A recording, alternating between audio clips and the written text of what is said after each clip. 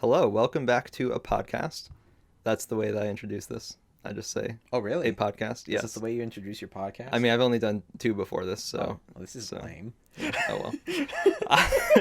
I'm here joined today with Ned Burry, one of my oldest film friends. Yo. We've collaborated on many a project, and Ned is a composer, a film composer, and a filmmaker, and a YouTuber. I'm also very composed. Yes, that will come in handy. You will need that patience on this episode for sure. Oh dear. Yeah. Do you want to introduce yourself and what you do? No, absolutely. Didn't you just do that for me though? A little bit, but you can okay, elaborate. fine. I'll finish introducing myself then, I guess. Yes. Hello everybody. Yes, my name is Ned Burry. I have a YouTube channel called sheNEDigans. I mainly just do a lot of movie reviews on my YouTube channel. I also do like some gaming live streams and stuff like that. But my main focus has always been movies. I went to school actually with Hank. Basically, he and I have the exact same major degree in everything. Film studies, audio, film and stuff like that. Radio TV. There we go. See, I went to school. I know what I got. You know what? You, unlike me, paid for your degree, and yet you still don't remember what it is. Exactly. But yeah, I have a few, and I do a few shows on my YouTube channel. Mainly one's just like a simple one, Ned Reviews, where I review, all kinds of movies. But I also have a special show called Valley of Death, where I review mainly horror movies. It's in the same style as something that's similar to like Nostalgia Critic, Angry Video Game Nerd, JonTron, that kind of stuff, where it's very comedic and stuff like that. And I feel like I'm really going to need those honestly just those comedic chops after watching what I'm gonna have to watch, thanks to Hank. Thank you so much for putting me through this hell. Do I need drugs for this? Oh, we'll get there. Oh, we'll get there. I mean, we won't, Mom. We won't, Mom. Mother, if you are watching this, we are not taking drugs or consuming large amounts of alcohol. Do not worry. Wink. Yeah, so that brings us to our topic today. It's a very special Christmas episode of the Dank Hank Podcast, which is exactly what we're doing. We are going to be reviewing all things cats. Like species of cats? Yes, exactly. I have 200 cats in the room with us. I love and cats. Ned will be reacting to each one by one. Okay, well, I'm gonna react very, very, very nicely to all these cats. I'm a cat lover, so not to be confused with Cats the musical. No, I am not. Oh, you're a Cats lover? No, I am not a Cats lover. You're a Cats. Oh, great! I am an animal cat lover. So what you're hearing is that Ned is the #1 fan of the musical Cats. I have never seen Cats. He has never seen Cats. I have never. Okay, great. Do not listen to a single word Hank says. So we will be reviewing both the 1998 stage version and also the new film. Now, neither of us have seen the 2019 film as of the recording of this segment. Correct. I grew up with the filmed stage version as a kid, but Ned's never seen that either. Nope. So today Ned will be experiencing both of these 4 hours of cat content. Oh God. And we will map his slow descent into cat madness. Why are you putting me through this? So I actually have a funny story. Okay, go ahead. Before we actually do start the movie. So when I was a little kid, I would back in the day of VHS. So I would always there were many times I would visit my Auntie Karen. By the way, God rest her soul, she did actually pass away this year in the summer. So this is actually also a very nice heartfelt memory. I would always go over to visit her and my Uncle Charlie, and I was very close to them. I was also very close to my cousins, their children, and their son Jimmy, my cousin, he's very much into stage shows, Broadway musicals, and all that kind of stuff. So they actually had a VHS copy of Cats. Oh. And for the longest time, I always wanted to watch it. That's how I saw it first too, on VHS. That's amazing. But yeah, I never watched it for a few reasons. One, I guess, well, fear. Yes, absolute fear. Well, here's the funny thing. I always saw, like, commercials for cats. And like I said, I saw the VHS in my aunt's house, and I was always, like, curious and wanted to watch it. I think my mother was against it, which, if with anything that you know about my mother, that's not surprising. Sure.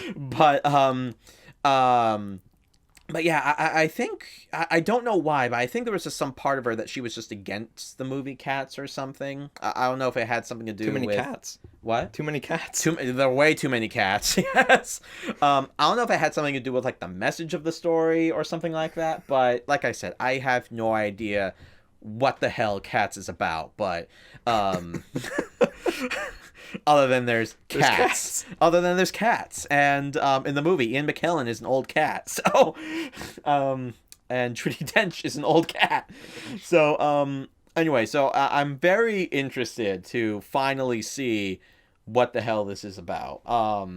Yeah, but anyway, so that's kind of like my heartfelt story about how I knew about cats, and that I've always had this weird fascination with seeing it ever since I was a child, but I just... So see, I'm actually fulfilling a lifelong desire here. You are. Not putting you through 4 hours of torture. Yes, 4 hours of torture. I swear, I'm probably going to need a Fireball whiskey after this. So you have no idea do you know any of the characters or any of the... Absolutely nothing. Okay. The only thing I know, I tried, and here's the thing, this is my memory. Have you done any research? What? Lay down. Have I done any research? Yeah.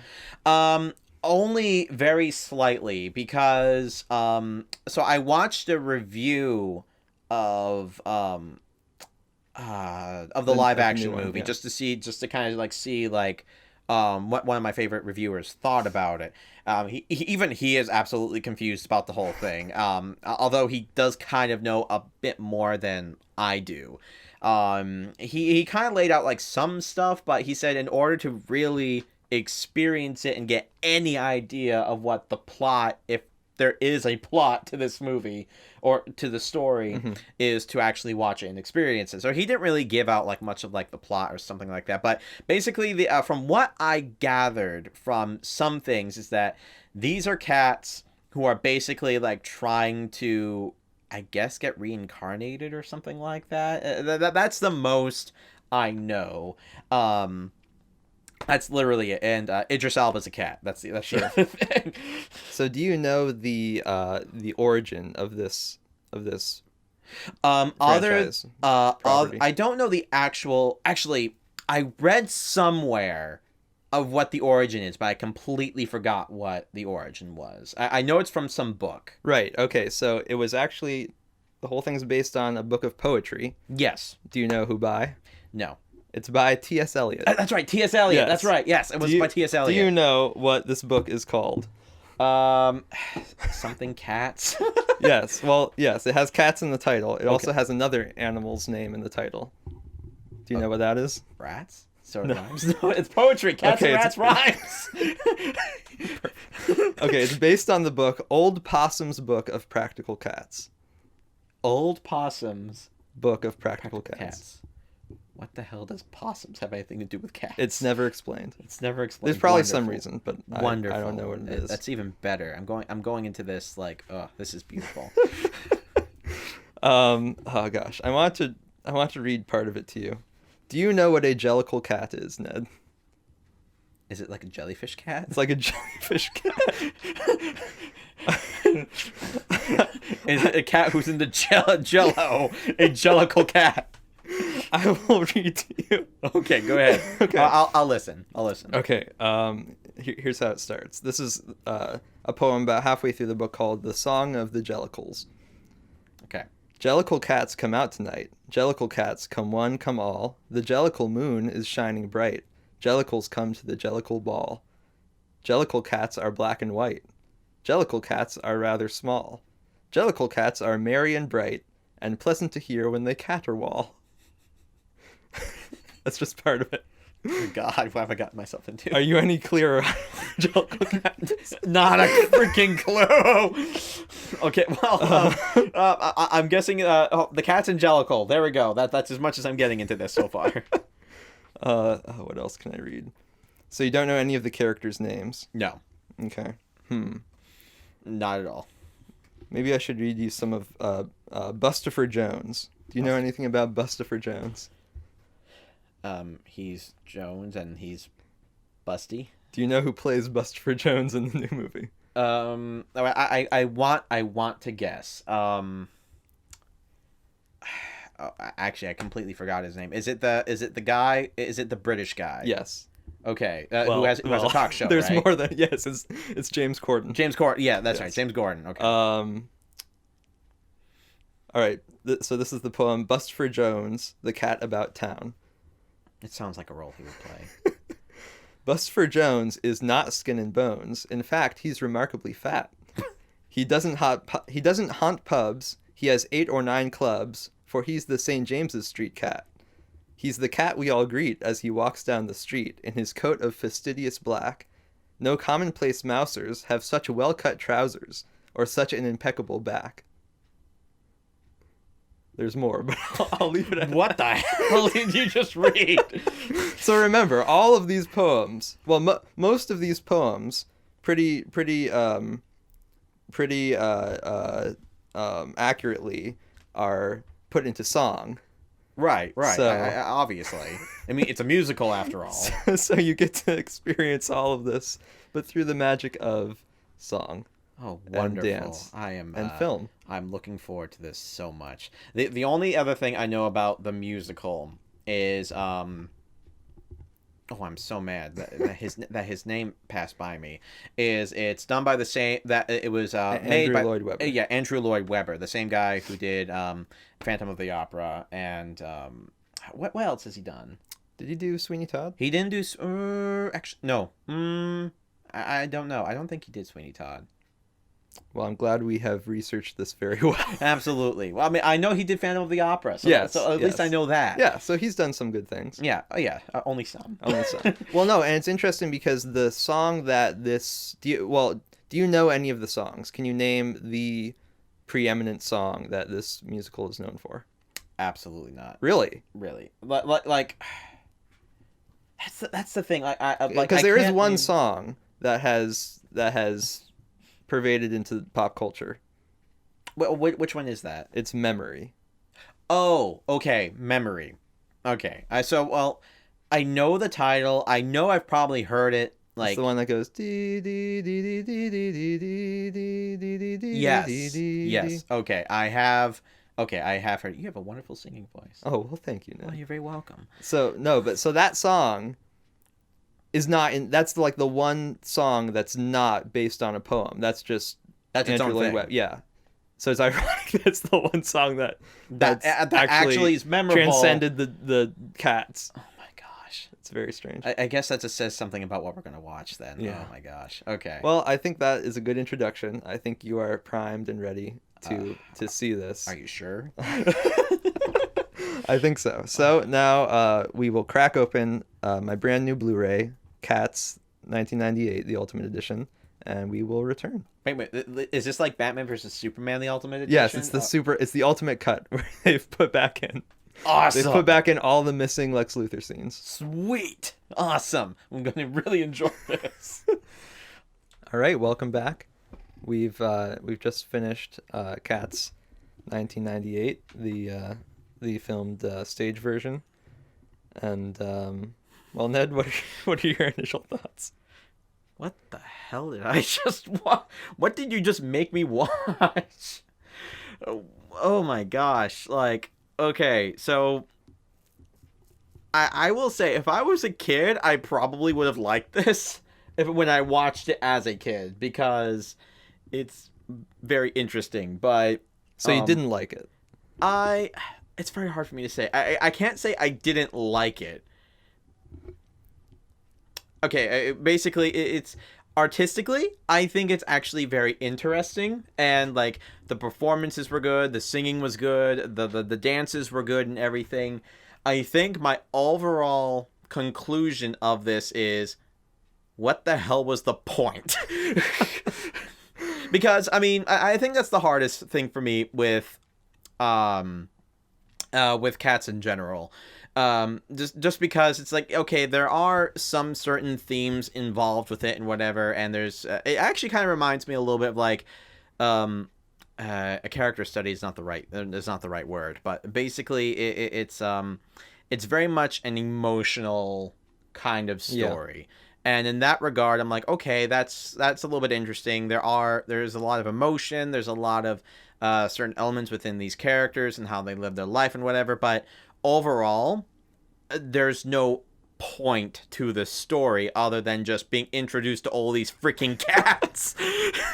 It's a long introduction of many cats. Yeah, a very long introduction of many cats. Things about cats. Wait, what? Things about cats. Yeah, and things about cats. Lots of things about cats. If you didn't know about cats, you certainly now know about cats. Yes, yeah. If I had no idea what on earth a cat was, I at least know now. If I was an alien, this movie would give me such an education on, cats. Would it though? Is this the what? Is this the best introduction to? If you were an alien and you watched this, do you think you'd have an accurate idea of what a cat is? Okay, let's go ahead and envision this. I'm an alien, and I have never seen the actual animal of a cat, like walking down the street or anything, or entered into a pet shop. I go and watch cats, and then all of a sudden I just see a random cat. Why aren't you dancing and singing, cat? Where is your train? Where is your train? Where is your god now? Where are your lightning powers? God. Oh gosh. Well, I just have to say I love this, and maybe it's the nostalgia. Okay. But yeah, I really enjoyed this even now because I haven't seen this for a while in full. Yeah. But yeah, I really enjoy it still. I mean that's very fair.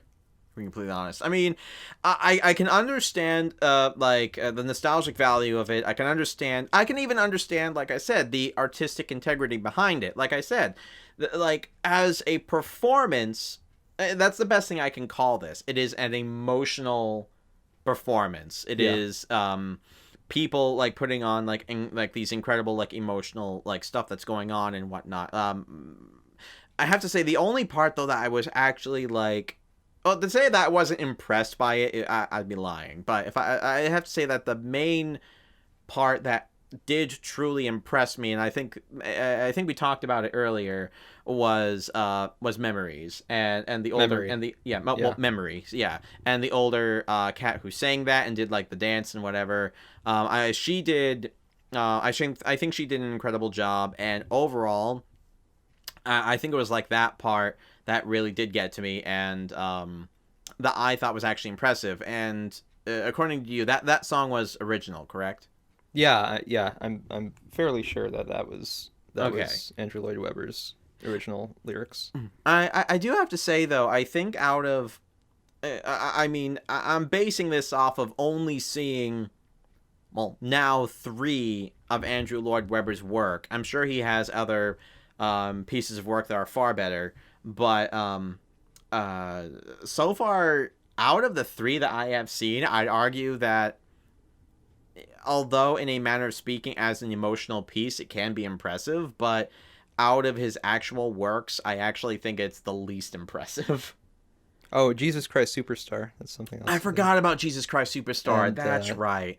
I haven't seen it. Joseph and the Multicolored Coat. Yeah, I forgot about that one too. That's right. I forgot he did those too. Wow, those are like right up his alley. After seeing this, after realizing that. The other part that I really liked was the cat Gus and his song. Right. Yeah. I thought that was relatively impressive. But once again, that's actually more heartstring emotional. And it really did like pull on the heartstrings of like these cats who have like lived these used to live like these glamorous lives and everything, but then all of a sudden now they're old and everything, and they are, well, not needed. So yeah, I agree. Those were those were definitely standouts for me as far as like actually getting to your feelings. Says a lot about us now, doesn't it? We're both old and cynical. We're both old, dying, and looking back at better days. Oh my goodness. Oh dear. Oh man. Well, in fairness, I am relatively, to at least a good degree, content with life at the moment. But I mean, having a baby does that to you. But but yeah, overall, like, yeah, I don't know. I like I said, my biggest problem with it is I like a story with purpose, even if it's like depressing, if it is uplifting and joyful, or even if there's like an actual plot, which I think is the biggest problem with Cats, is there's not an actual plot. Sure. But that's why I think that a lot of people did get behind it, because it's not there is no plot. It's simply an emotional experience. And I'm not one who usually gets behind emotional experiences when it comes to art, I guess. It just never gets to me. What gets to me are plots, morals, stories, and stuff like that. So, like I said, the closest that this got to me as an emotional experience were with the two older Cats. Everything else, I was literally just like, what the flipping heck was I watching? Well, what do you think was, as a whole, what do you think like the themes or the central metaphor was? I mean, I definitely got the whole, the overall metaphor that I was getting was basically just how all of these cats have lived their lives. And basically how, like, each one had, like, his own unique personality, his own unique interpretation of life, how he lived life, and stuff like that. Oh, or how they lived lives. Mm-hmm. The one thing I also thought was very interesting was the whole, the God cat and Satan cat. That was interesting, to say the very least. But, yeah, basically, like I said, when I say that this was... actually, I would argue that this was almost like a character study to a certain degree, because you're getting the idea of like how these cats have lived their lives, of how they have experienced life, of what they think of life, of what they get out of life, and just what overall these cats think that life is all about in certain degrees. So I can kind of understand that when it comes to some emotional... or even metaphorical or even moral payoff to a certain degree. But like I said, I think that's what I have to say about like that overall aspect. Yeah, I mean, that's basically what the book is. It's just a series of introducing each character and how, like, I mean, obviously it's T.S. Eliot being playful about how humans interact with cats and how they can sort of personify them and elevate their behavior to human-like behavior. And the different extremes, but yeah, that makes a lot of sense. In all honesty, I think my other first thought was just like, you know, I was just trying to imagine like Andrew Lloyd Webber just like sitting down, and maybe he's at like a coffee shop or something, and then he's just like, do you know what? I'm gonna go ahead and read this work of T.S. Eliot, and then he's just like, I can make a musical out of this. Like, what coffee did he have? Yeah, I would love to know the history of like who thought, was it actually Andrew Lloyd Webber, or was he commissioned or what? But like, who thought it was a good idea? Who thought it was a good idea to make this? Who gave you permission? Who gave you permission? Who gave you the right? I think the other thing that I just found incredibly interesting was just how sensual a lot of the things were. I can't speak. How sensual everything was in this play. Like, a lot of the dances were very... I mean, one thing I will definitely give like props to were... a lot of the dancers and singers definitely got the ideas and movements of how to act like a cat. Right. The physical performances were incredible. Oh, absolutely. And there's a lot of good physical comedy too, I thought. Oh, definitely. Yeah. But he definitely a lot of physical comedy, but that just goes right back into the whole, like there's a lot of sensuality to this. Yeah. Because, I mean, I was just watching this. I'm just like, oh God, no wonder why my mother didn't have Right, yeah, and like a lot of people grew up with this and watched this as kids, but then watching it as adult, it's different. It's a very different experience. It is so different. Oh my gosh. But oh my god, actually watching this, like, okay, so watching it as a stage play, like I did mention, like there were many elements that I was actually very impressed by. I liked the stage. I thought the overall stage was the set was really good. Like I said, the dances, the overall singing, and even though there was a lot of like sensuality to a lot of the dances and stuff like that, like on a stage play, like I can see that as a little bit like, you know, impressive to a degree. Even though it does kind of make me just go, I don't want to imagine human cats being sensual. But and then like other moments, like with a lot of like the set pieces they brought out, like with the conductor cat or the train cat or whatever. I forgot his name. Skimbleshanks. Skimbleshanks? Skimbleshanks. Oh, Kimball, whatever. I'll just call him Kimball and Biscuits. But like I really liked his set piece because with the train coming out and the cats holding like the train together and stuff like that. I really thought that was really cool. The fight sequence between how many cats can you name, Ned, right now? Angelica. I don't think there was an Angelica. I was about to say Jemima for a second. There is a Jemima. Oh, there is a Jemima. Yeah, fun. Okay, great. There's a Jemima. Wow. Okay.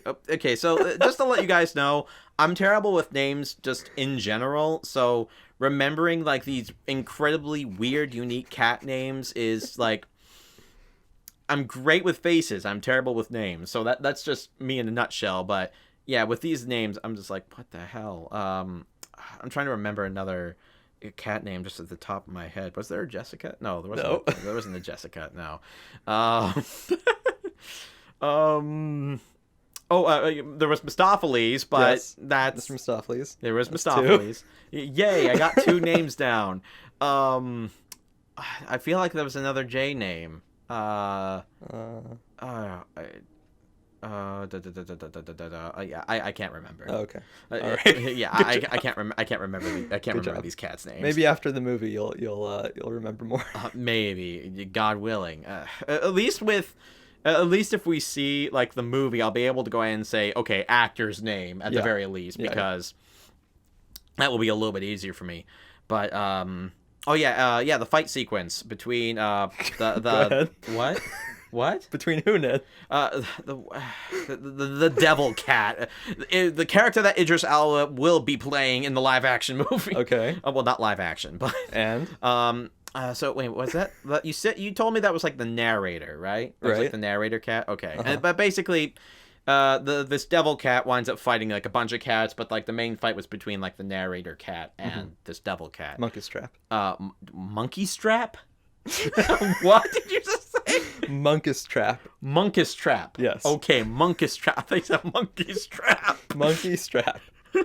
That's what I'm going to call a monkey strap. All right, so monkus strap. Okay. Yes. And then what's Idris Elba's character's name?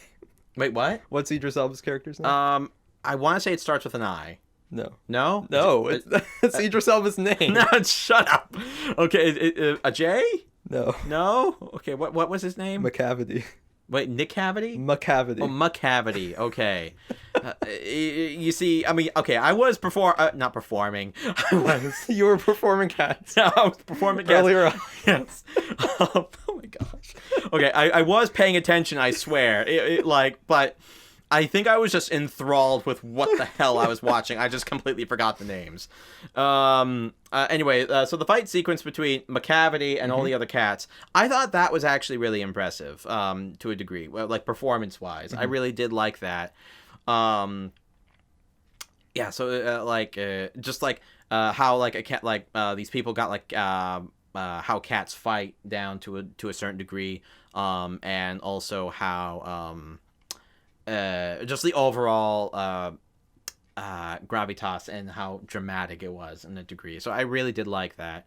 I think the last thing that really stood out to me that I really liked, going back to memory, was I forgot that cat's name, but that's not even surprising at this point. The cat who sings Memory. Grisabella. What? Grisabella. Oh, it's Grisabella. Okay. Yes. So Grizzly Bear. I'm sorry if it seems like I'm making fun of this. I am. But I don't want Cats fans to think like I absolutely hated this. I didn't. But anyway, going back before my actual final thoughts. The overall sequence where Grisabella is singing Memory and where she is dancing, I really actually did love that sequence. I think that was definitely my favorite sequence of the whole thing. Overall, like, her dance was very impressive, how there was a lot of emotion into it and everything. Where she's basically like trying to remember her old moves and her old persona. Exactly. Yeah. Even just like costume design is really brilliant, because like below you can see like her sparkly dress, and then she's wearing this like tattered fur over it.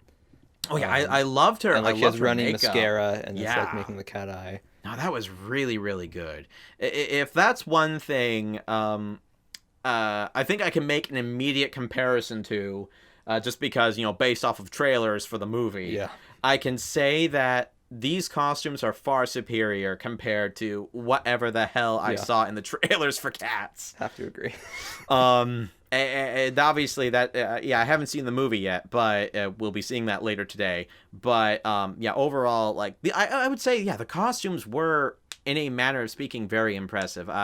They got the idea across that these people are cats, that these performers are cats, without making them look, I guess the best word I can say is utterly ridiculous and nightmare fuel. but like with the hair, like with some of the cats' hairstyles, for example, something that I noticed that was kind of consistent with all the cats was they were never given actual cat ears, which I think actually helps. It's like their hair was like very, like, fur like, mane like, and whatnot, but then at the top of their hair, the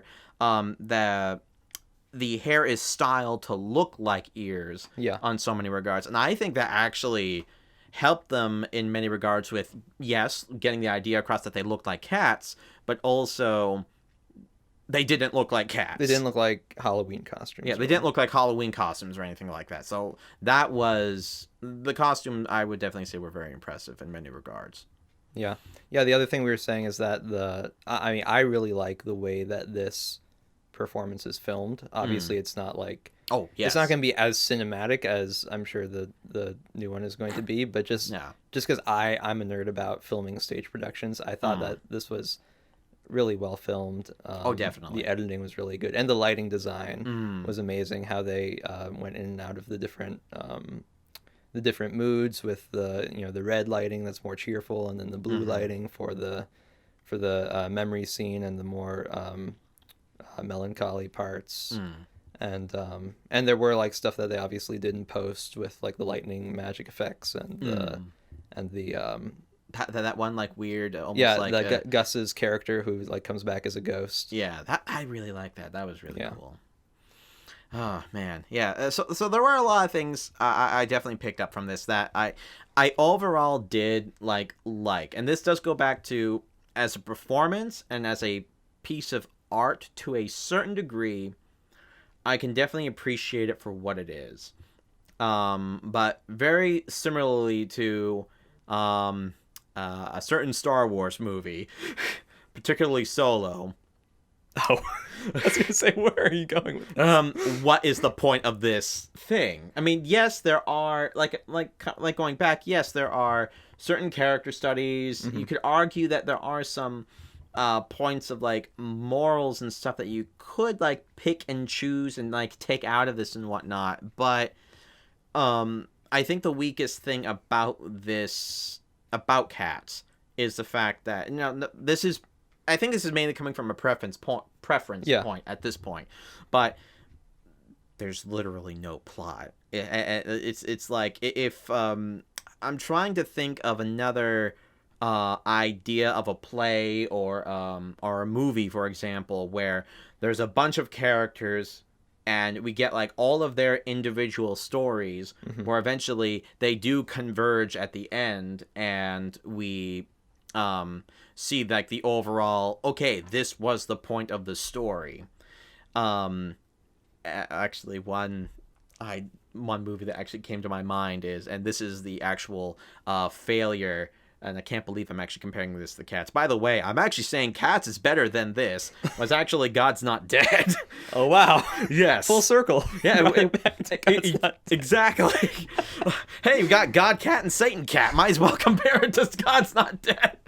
But okay, so the overall construction of God's Not Dead is actually very similar to Cats. Really? I've never seen God's Not Dead. Okay, so with God's Not Dead is you get a lot of singular characters. Who's Bustopher Jones? Oh. Who's Skimbleshanks? Oh gosh. Okay, maybe not that Who's similar. Jelly Lorum? Okay, not that similar, but okay, the construction and the basically the format of the storytelling. Cat's Not Dead. Oh my god. God's Not Cats. No. So the overall format is very similar because God's Not Dead, it basically, the format is you get a bunch of characters, you get where they're coming from in life, you get each of like their own unique stories and stuff like that. Okay, I'm saying unique in a very sarcastic tone for God's Not Dead. Okay. But basically like how they basically like trying to get like their points of life across, and how eventually they do eventually like merge at this freaking Christian concert when they come to the conclusion of like, oh, all their lives point towards God and stuff like that, which I'm just like, okay, well, that's just dumb in general. That's not good storytelling. But the reason why that I think this does a little bit better job is because, one, I actually did care about most of the cat characters compared to the Christian characters. Yeah. God's Not Dead. But there is obviously a convergence at the end of this story where, okay, there is the what is it called at the end when like the cat is basically ascended into heaven? The Jellicle Choice. The angelical choice, yes. Jellicle, okay. not Angelical. Wait, what? Oh, Jellicle. Sorry, Jellicle, right? The Angelica Houston Choice. Yeah, exactly.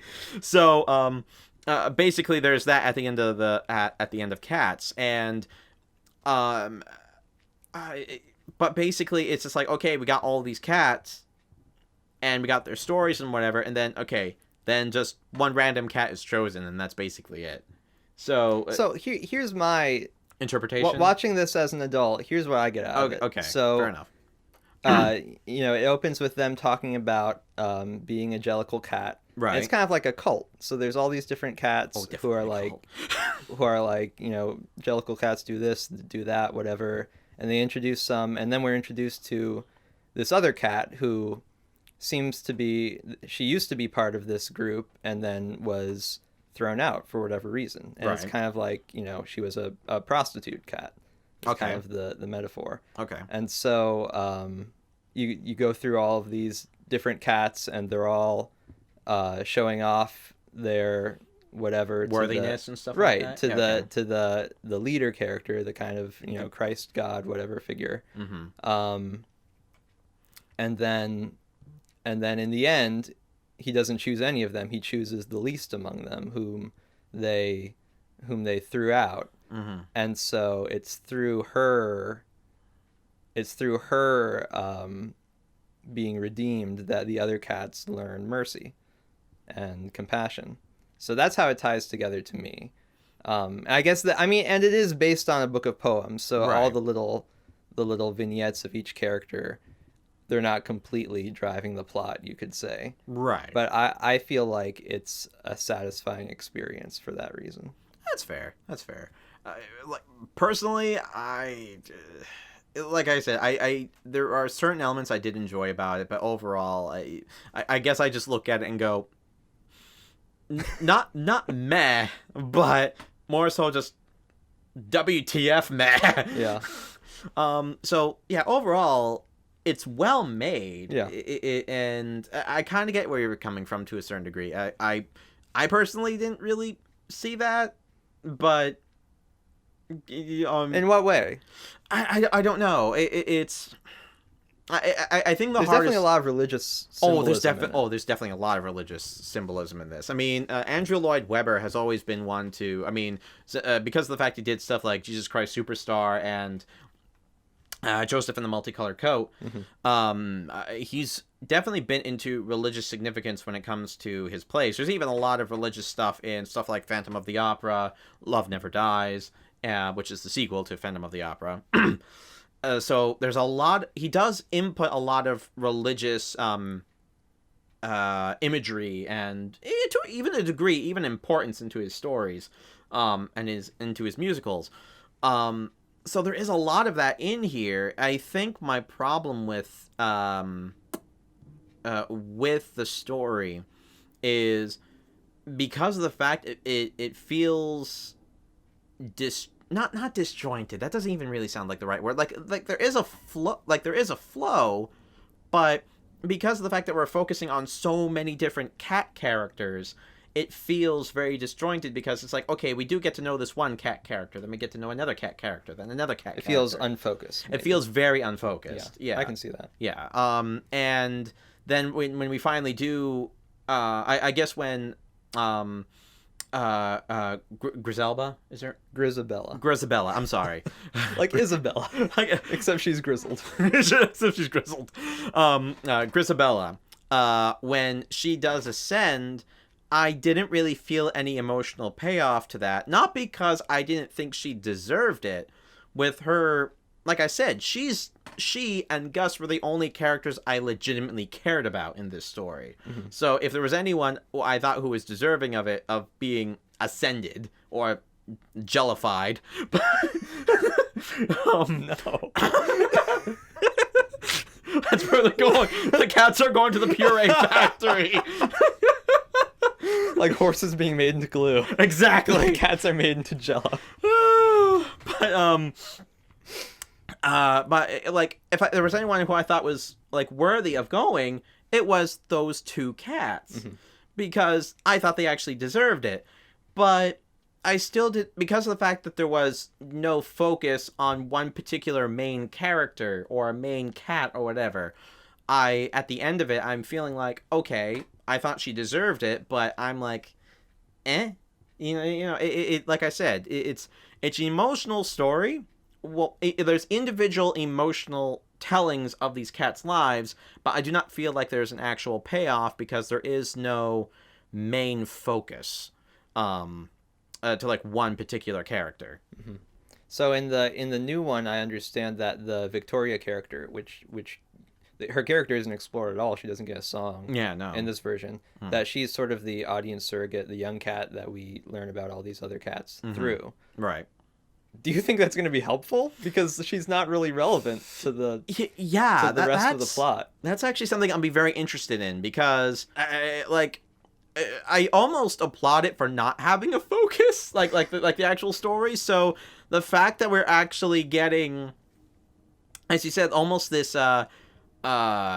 Victoria, right? Yeah. This Victoria as basically like the character who are actually being led by through this insanity is I don't know if that is actually going to help, because if there's something I'm going to like applaud the stage play the stage musical for Cats 4, it's the fact that it's totally and utterly insane in a good way. I don't mean it in a bad way at all. Because like I said, it's a play that you have to like emotionally give yourself to in order to like really get into it and everything. And like I said, personally, that's not me. So I couldn't do that. Granted, I was just blown away by just, like I said, all the WTF-ness all over the place.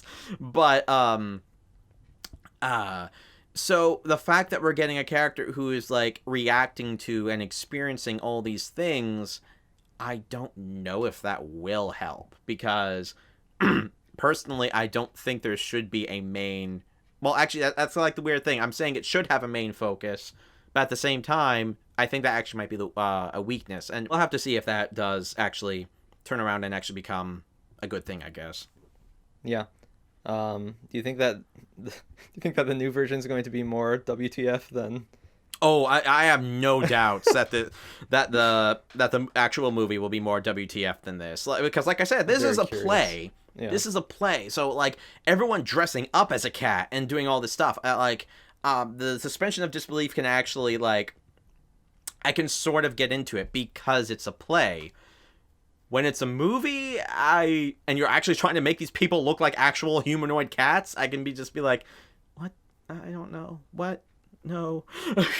So we'll have to see, I guess. I'm very, after watching this, I have to say I'm very interested in just how the play and how the movie is.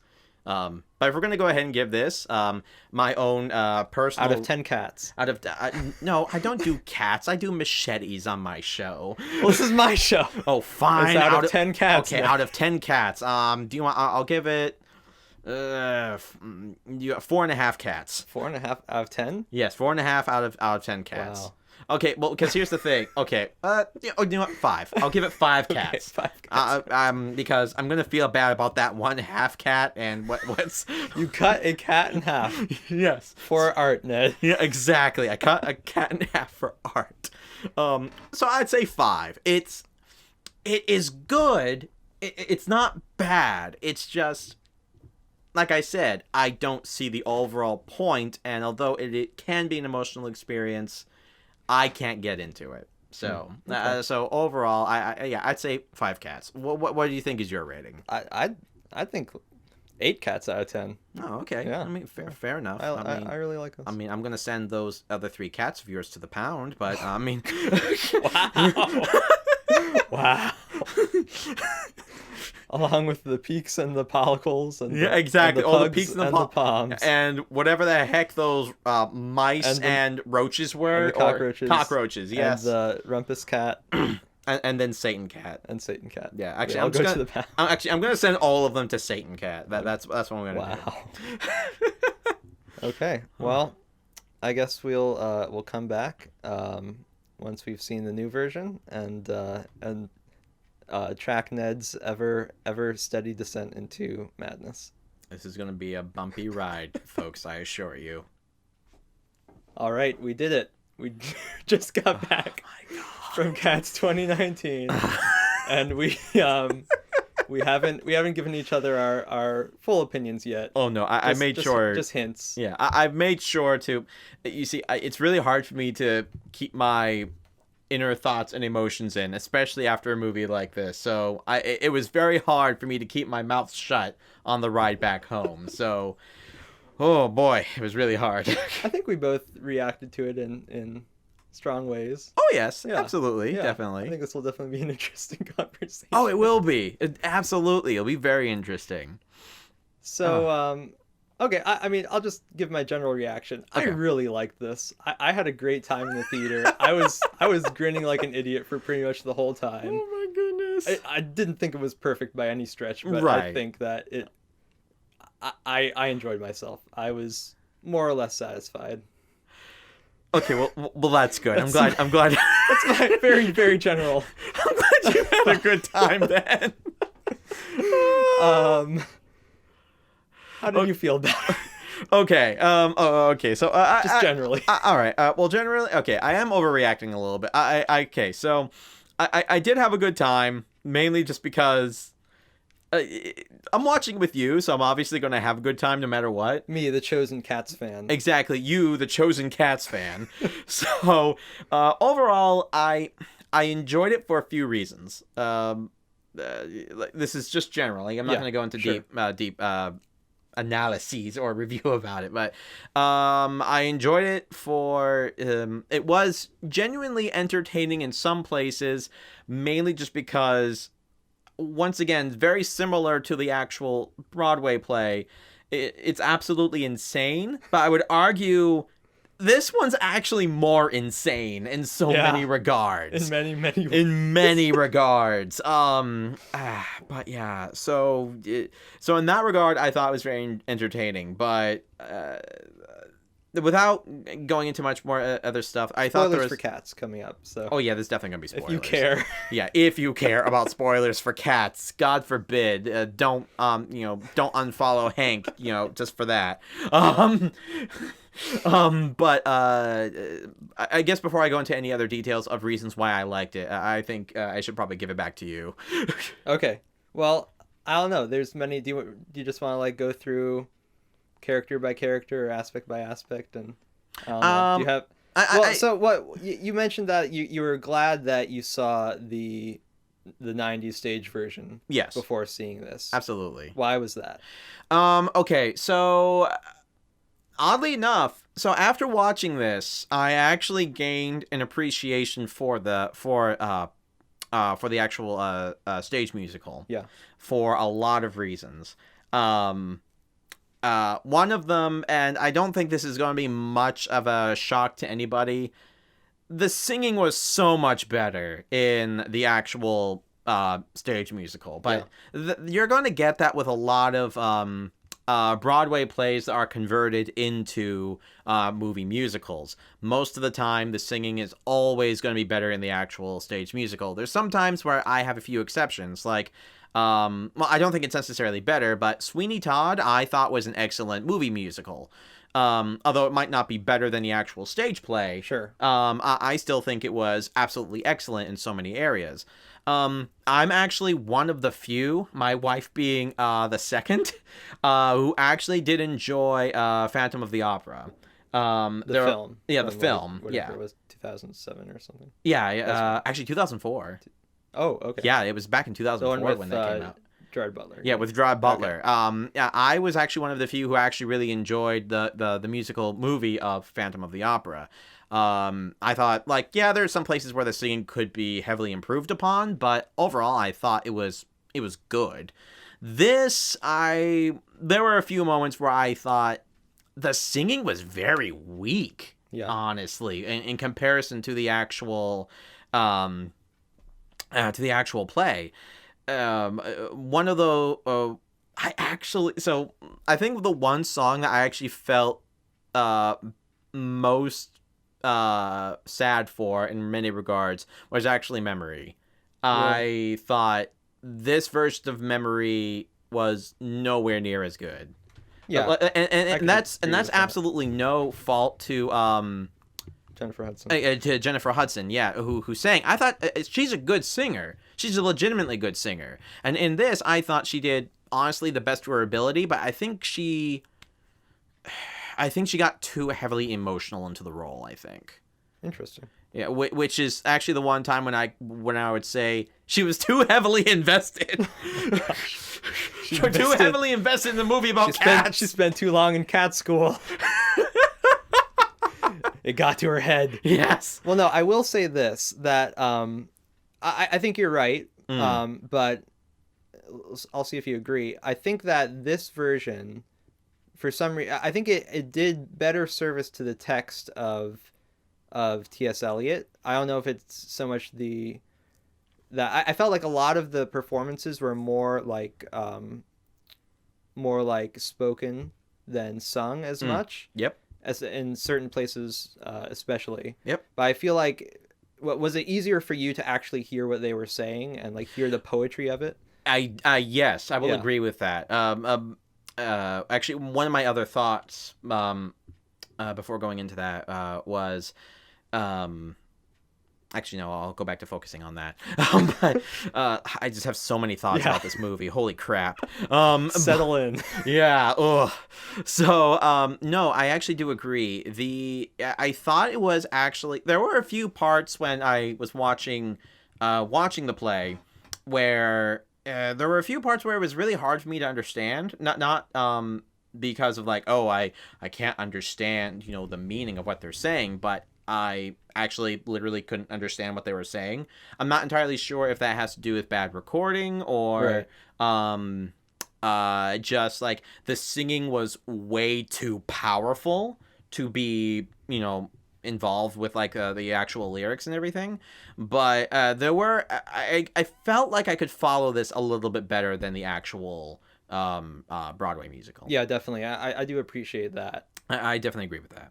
Actually, kind of going back to following along with it better. Uh-huh. So something that I think that this actually has a much better advantage over the actual play was it actually felt like there was a bloody narrative. Okay. Well, yeah. Okay. Well, let's talk about that now. So they obviously tried to close up some of the plot holes, or not even plot holes, but just like make a plot thread. Yeah. In this, I guess the biggest change is that instead of just having people come on and introduce themselves for no reason, they actually made it that the cats in universe are putting on theatrical shows as part of the Jellicle choice process to like impress old Deuteronomy. Oh yeah. So, I don't know. Do you think that improved it?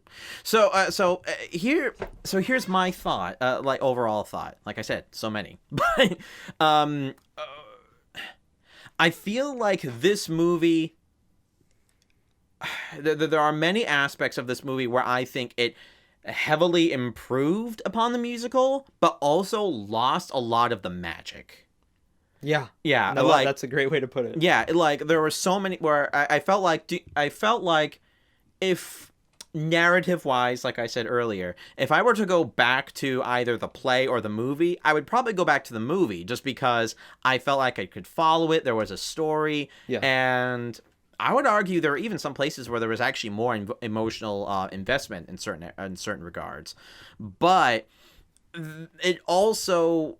This movie also lost a lot of the magic from the play with certain characters and their desires and wants, in my opinion. Yeah. And also, it lost a lot of the motivation from, lost some of the motivation from some of these characters as well, which is a little bit weird because in the original. There's an actual, in the original, it's a lot more mysterious. You don't necessarily get, like, an idea of, like, what, you kind of get an idea of what these cats want and everything, but there's more mystery behind it, which I think is what actually made the play a little bit more interesting, because you don't necessarily know what these cats want. They obviously, yes, they want to go to, what, Heaven Side again? The heavy side. That. And they, obviously they want to get there, but you don't necessarily know, like, the full motivation of that. But it's kind of, it's a little bit interesting to keep that a little bit more mysterious, I think. Yeah, the stage show is very subtle. It's it's not in your face about what is physically going on. Exactly. Yeah. And I will say that a lot of that mystery was definitely lost in this, and I would argue that it also lost a little bit of its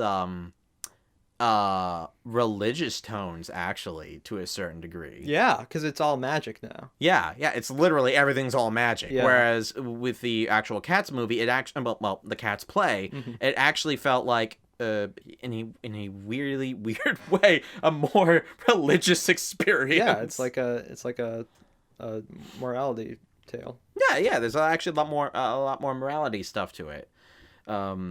Yeah, and eventually that will lead into, like, starting to talk about the characters and stuff like that and their motivations. But yeah, I will say, I think it did a great job of getting something that really does not have a plot and making it make physical, like, screenplay act to act sense. They did a great job on that. But yeah, I would agree that because now everything, like, has a reason, and it's just people in a competition, basically. Yeah. It doesn't feel as much like a metaphor.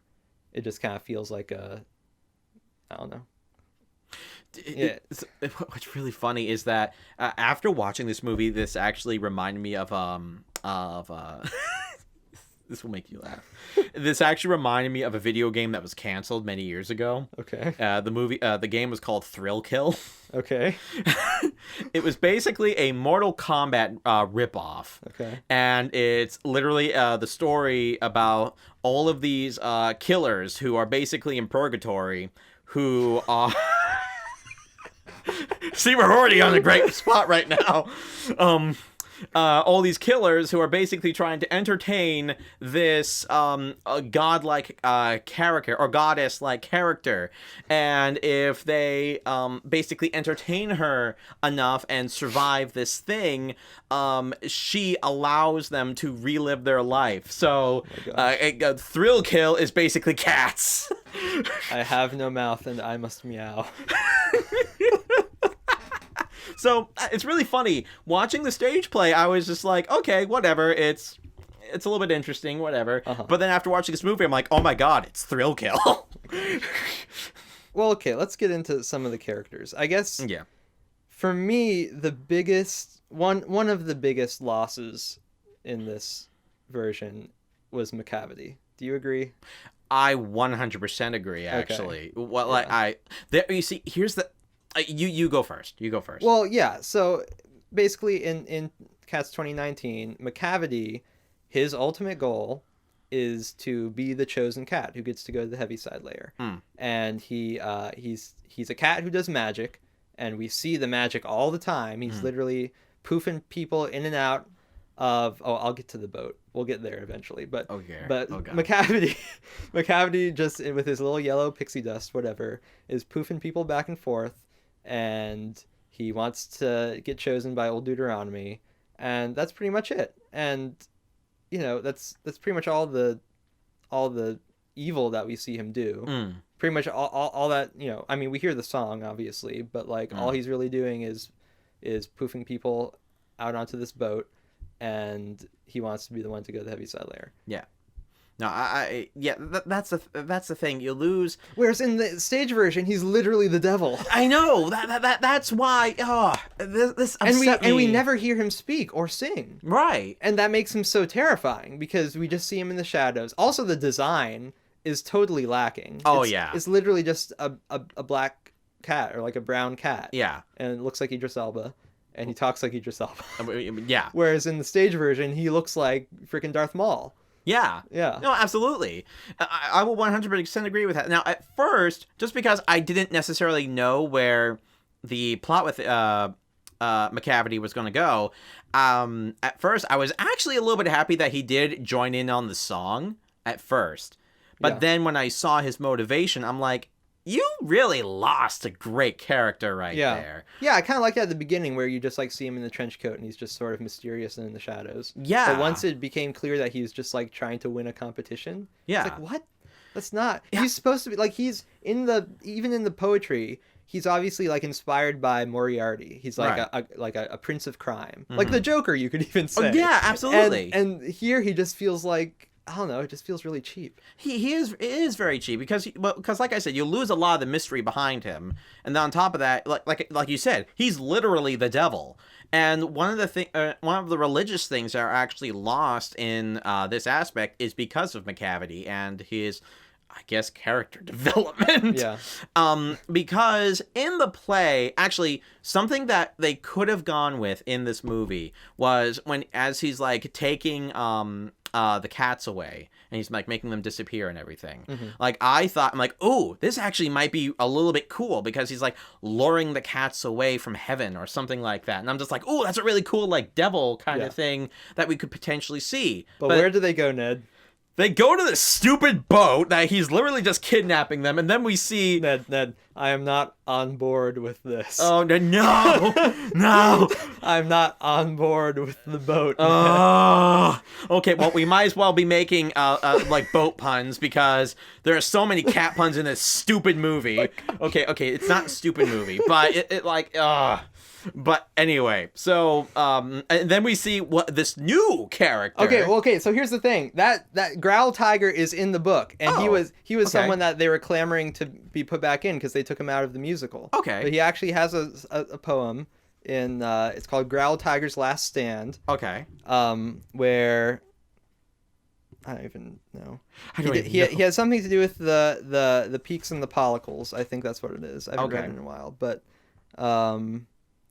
yeah, it's like this epic, like kind of Moby Dick style seafaring tale. So that's fine. Yeah. But They did nothing with it. He's literally just the keeper of this boat, and McCavity's grand plan was to just teleport everyone onto a boat to get them out of the way, and Growl Tiger's in charge of this boat.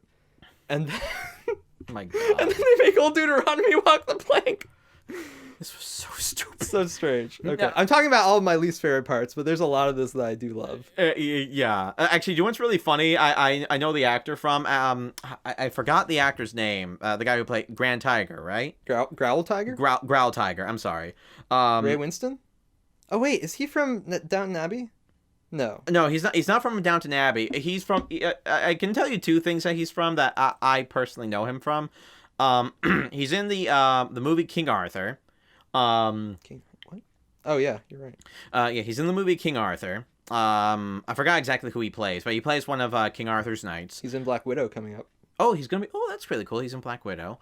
Oh, he's in Narnia. Well, Narnia. He plays Mr. Beaver, but he's also really? in Indiana. Yeah, he's also in Indiana Jones and the Crystal Skull. Yeah, I've seen that. Honestly, he's in Hugo. Yeah, he's in Hugo. Interesting. Yeah, he actually has a really good movie history. So it's really interesting that he's in this. Growl Tiger. He's literally Growl Tiger. I would argue he's a huge throwaway character in this. He's just he's much pointless. But yeah, no, I agree. That was so stupid. Out of all the new plot things that they could have added, this was actually one of the weakest. Well, one of the weakest, I would argue. Unfortunately.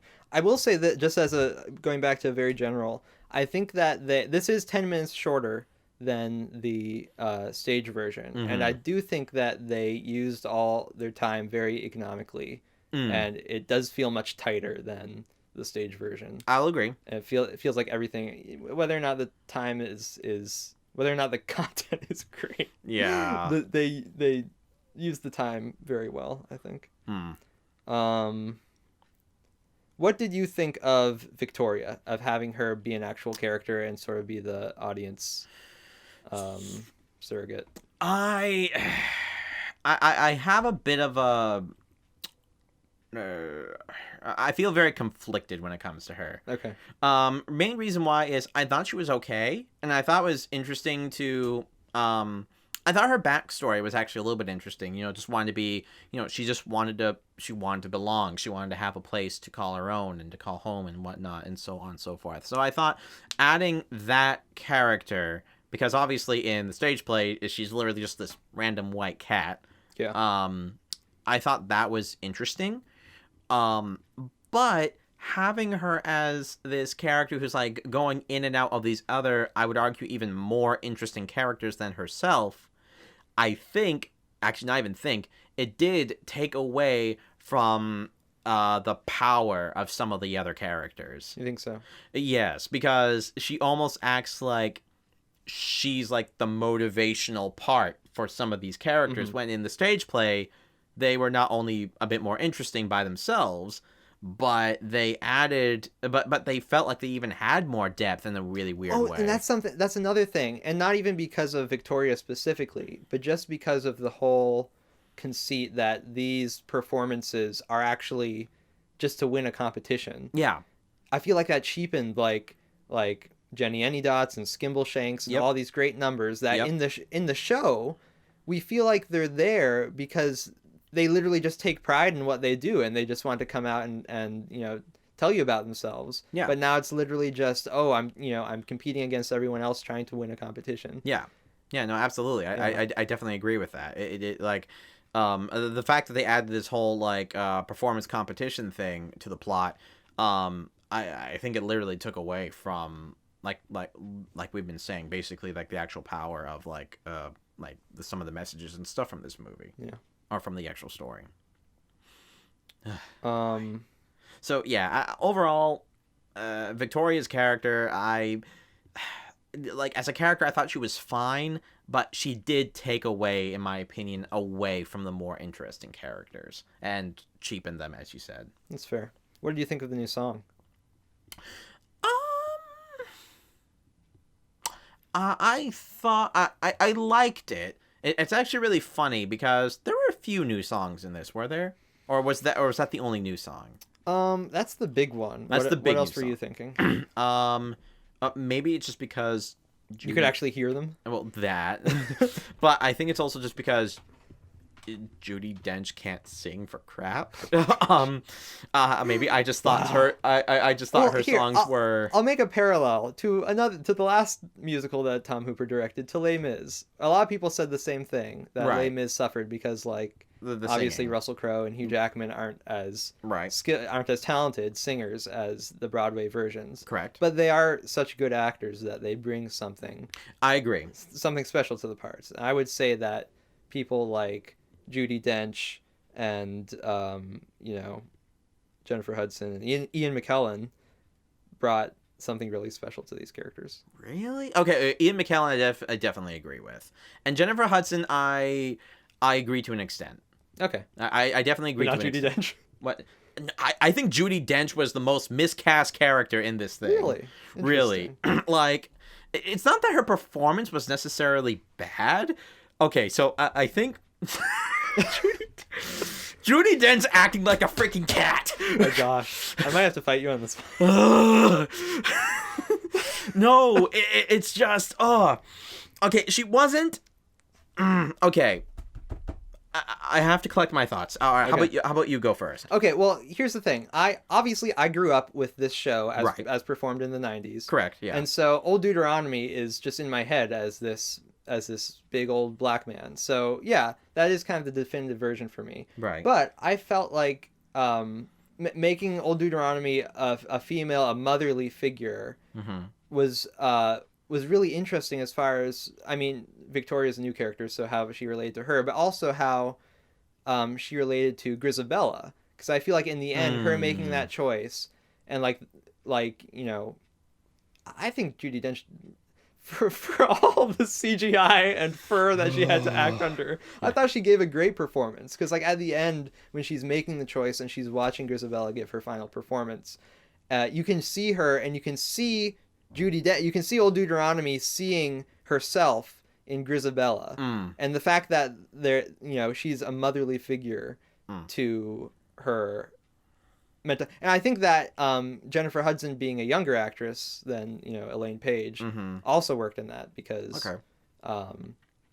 if they were the same age, then it would be it wouldn't work. I also think that it gave a different dynamic to the Gus character, because then she and Gus were there was almost sort of an old flame relationship between them. I felt I did see that. Yeah, I thought that was really interesting. I think it worked. Plot wise, I would have to say I definitely agree with you. Okay, so with those points, I definitely agree. I think my problem is very similar to I was about to call him McTavish. McTavish? Yes, McTavish. Idris Elba. McCavity. McCavity. No, it's McTavish now. McTavish.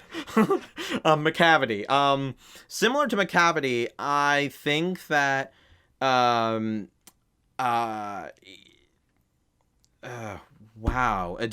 There we go. There you go.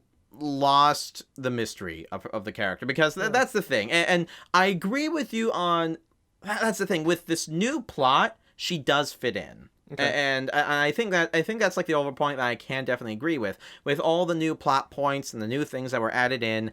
I really don't think that they could have had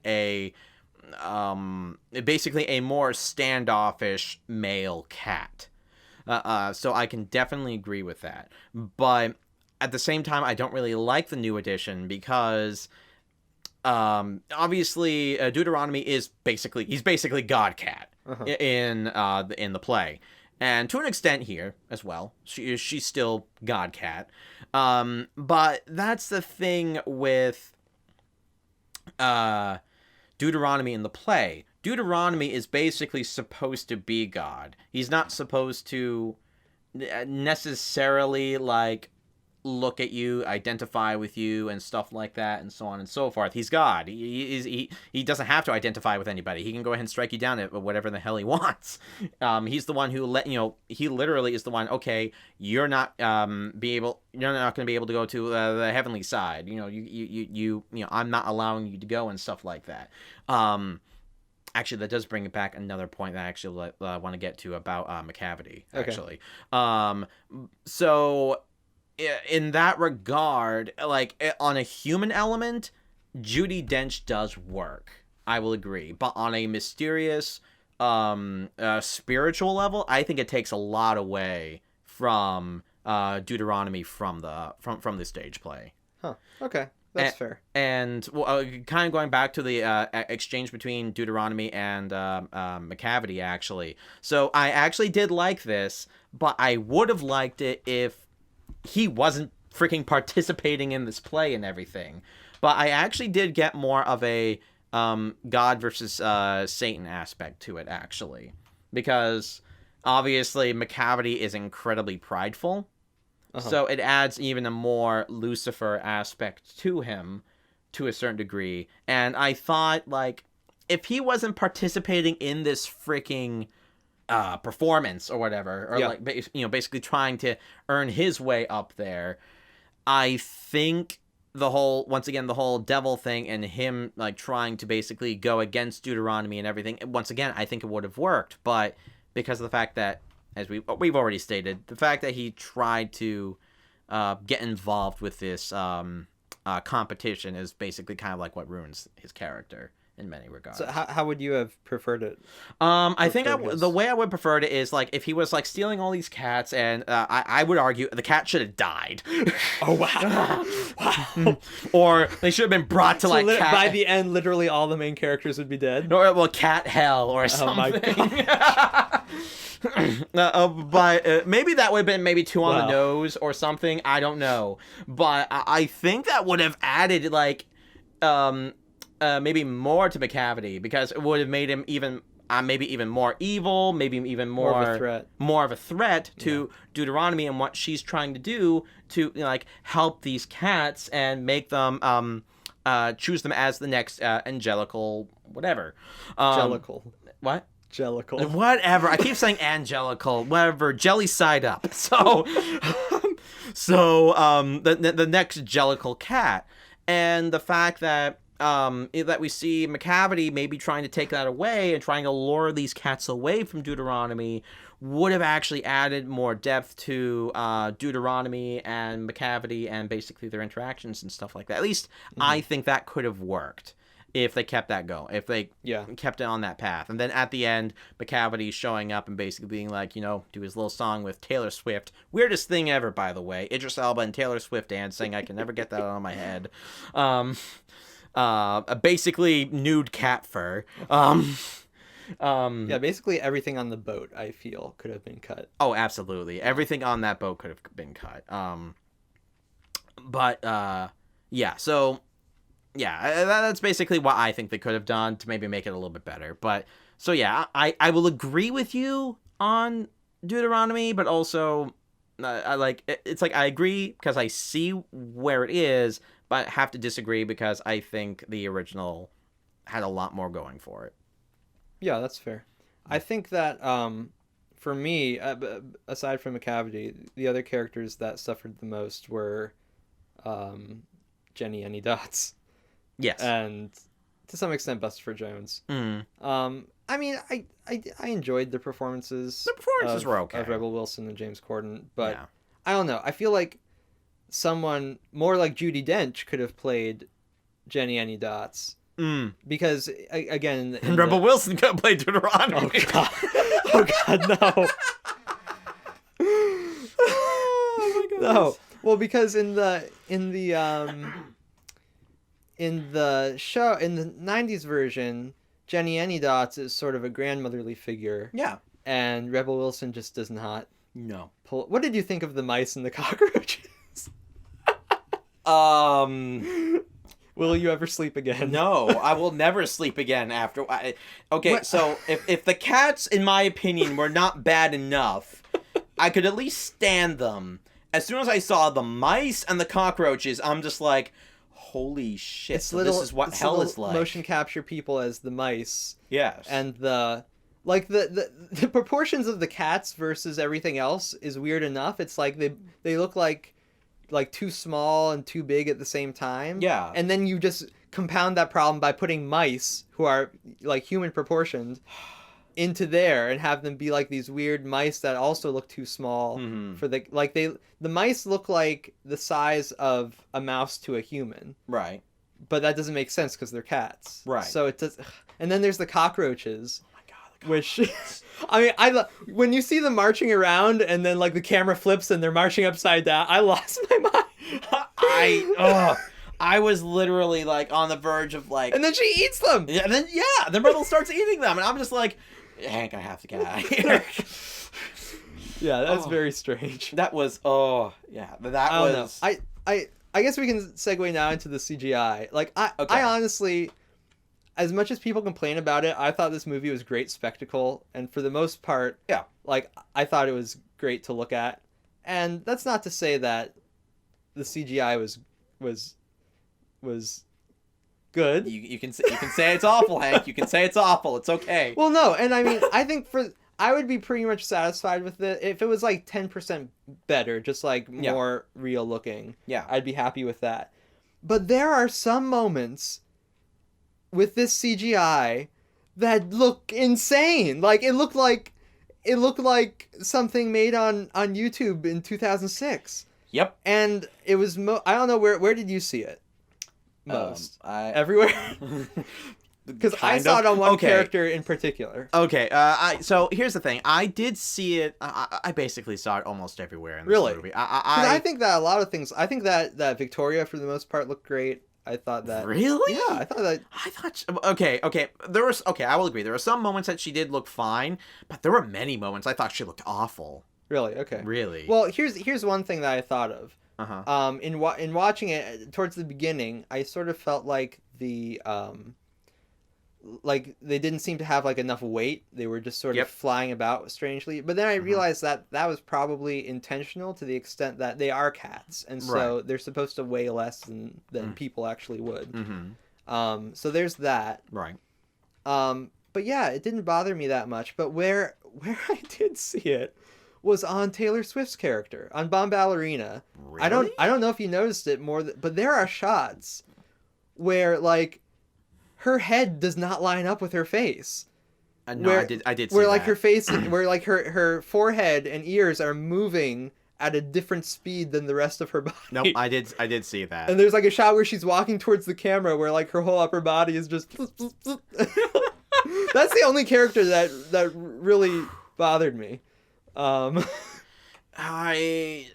it's a shame because I think that Taylor Swift gave a great performance. Oh, I thought she was fine. I think she was good as Bomb Ballerina. Yeah, I think it was really fun. It's very interesting because out of all like the actors who were actually put in this movie, I mean, not only does Taylor Swift actually know how to sing, she's an actual professional singer. Sure. But yeah, I thought she did a fantastic job with it. Actually, one thing, a sequence that I would argue that was actually improved upon compared to the stage play to a certain degree, was actually the whole I was about to say McTavish. McTavish. Hashtag McTavish. Yes. McCattery. I'm sorry. No, try again. Do you want? No, I'm calling him McTavish. Okay, where the heck is it? McCavity. There you go. See, I was close. I was close to McCavity. Think of having a cavity in your tooth. Oh my God. And then it's McCavity. Oh my goodness. Yeah, it's a cat cavity. There we go. So was anyway the McCavity song sequence, and the reason why was, I mean, okay, so this is the way you described it to me when we were watching the actual movie. Okay. Was basically, it is a song where people are supposed to be incredibly afraid of McCavity, but also in a weird way aroused, as you said. Horny by him. Yeah. Yeah. Oh, yeah. Exactly. Basically, the very thought of McCavity is incredibly terrifying, but also arousing, which once again kind of goes really nice in tandem with the whole devil kind of thing. Yeah. In this regard, it's maybe it was too heavy-handed. I'm not entirely sure, but with Taylor Swift and the other like bad cats, like basically like spreading catnip like all over them, I think added to like the confusion and the overall basically giving in to everything, almost like a lustful aspect with the thought of McCavity. Maybe that was just more of a magical thing that maybe was taken away. I don't entirely know, but I think that actually did add to a certain degree with the McCavity song. Yeah, I did like it. I think that was a well done sequence. Although it is worth noting that in this version, Bomb Ballerina is actually on McCavity's side. Like she's one of his. She's like his Harley Quinn. Gosh. But that's an even weirder thought, considering the fact that Idris Elba is actually going to be in the next Suicide Squad. That's right. movie. Get Taylor Swift for Harley Quinn. No, Margot Robbie was perfect as Harley Quinn. But was she a cat? I don't care. Replace Kristen Wiig with Taylor Swift as Cheetah. No, I'm good. Actually, I might agree with that, only to some degree, but we'll have to see how Cheetah actually is. Well, we'll have to see how Cheetah does. No, yeah. So in the stage version, she's not. She's on the Jellicle team. Right. So that's interesting. That is very interesting. What else? I had a thought. Should we go into a little bit more deeper thought about Buster Jones? No. Well, I want to talk about Buster Jones. Okay, fine. We'll talk about Buster Jones next. Okay. It was fine. I don't care. Wow. Okay. I mean, he has a minuscule. I like that character. Right. As it was on the stage. Right. He does not. He doesn't change the plot in any way. Yeah, he doesn't change the plot. I think my only complaint, and like I said, this is just the complaint that about anyone else in this movie, is just the fact that James Corden can't really sing. Sure, that, and also he was along with Rebel Wilson, he was the most obnoxious as far as like the dialogue parts that they've added. Yes. They've added a lot of dialogue. I think some of it helps. I think some of it does not. But just as far as like all the puns that you heard in the trailer. Oh my God. What's the horrible one that you made?